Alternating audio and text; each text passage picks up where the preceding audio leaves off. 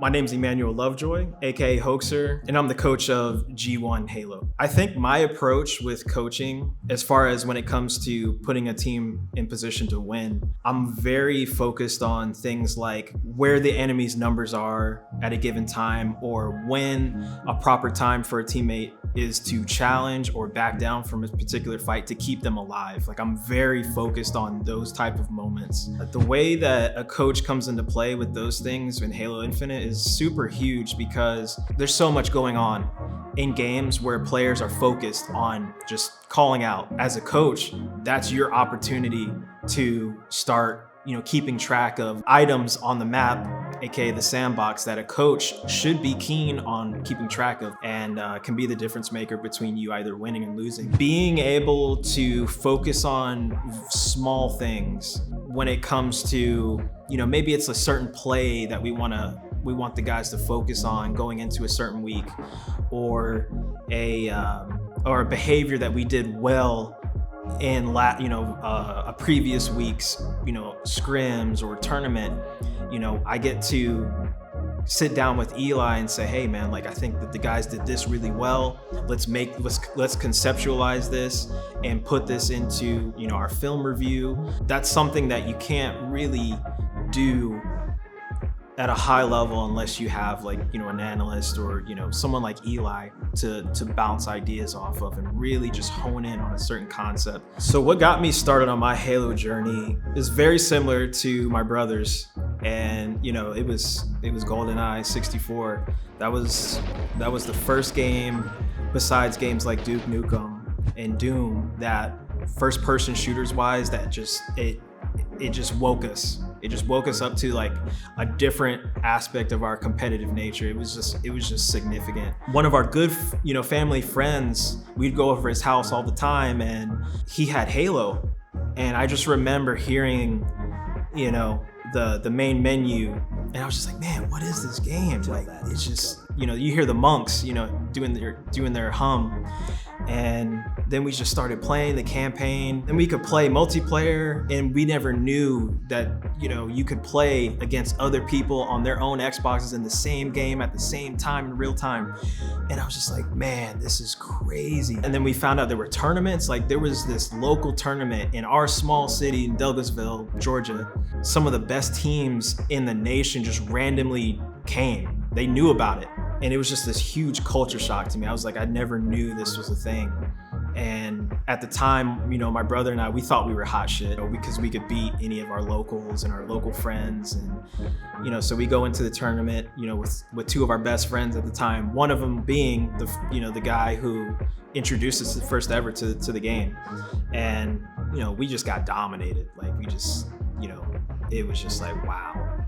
And after that moment, that's what broke us in. Like, I want to get good at this game. And working with my brother in esports, it just hits different, because we've always had each other's backs since we were young. Like, I mean, we're super close. Now that we're on G1 together, where you have an organization like them, where they have all the tools and their facility and the camaraderie, the culture, it's like all of those components combining together. And then you have the Lovejoys, who we just want to be great, and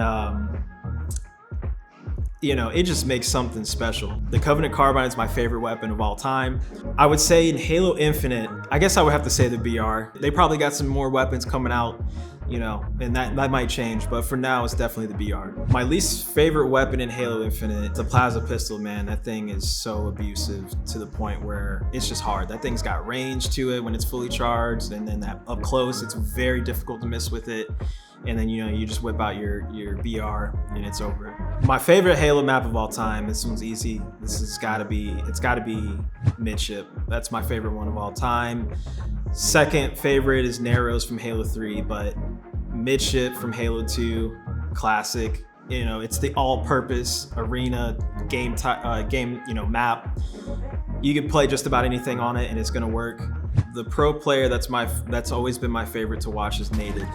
He's been probably the most influential on me as a player, and as far as like MLG pros, one of my favorite was Walshy. I really liked his values as a player and how he went about things. As far as like collectively, along all of the years, it's definitely been Nated. He's been one of the longest running, competing players. And I also had the pleasure of competing with him.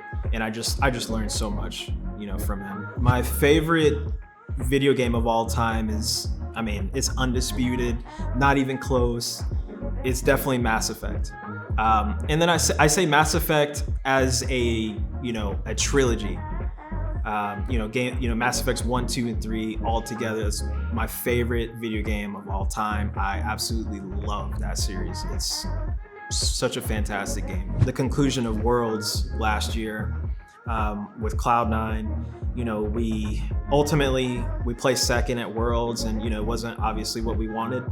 But the run that we made at the time was incredible. We made the whole losers bracket run, and resetting Optic, in the grand finals was a feat in itself, but ultimately we lost. And so it was a disappointment. My old team, they found a new home, and it was gonna be without me.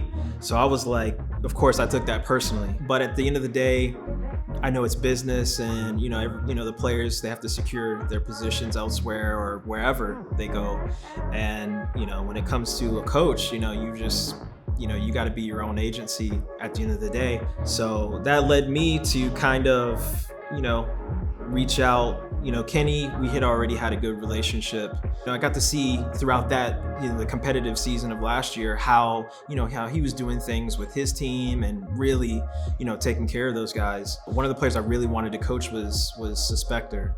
I really loved what he showed, the competition last year. And I had coached him a long time ago back in Halo 5 for a brief amount of time. And, he's just a really, solid player and a, really chill guy outside of the game. I found out, essentially that, Jesse Booby Doo was, he was going to team with Suspector and so on and so forth. And I was just like, you know what? I see us winning. I see me coaching a team towards a championship, and this is where I should be. What I'm looking forward to the most in this next year of the HCS is getting more wins than I got last year, coaching a team. A bit of payback, and going for that World's Championship. That's the main thing. That's what matters the most. And growing with these guys, we can bring in their first ever wins, and that's another thing is getting these guys wins as well. But that's what I'm looking forward to the most is going after that World's Championship victory and bringing that to G1.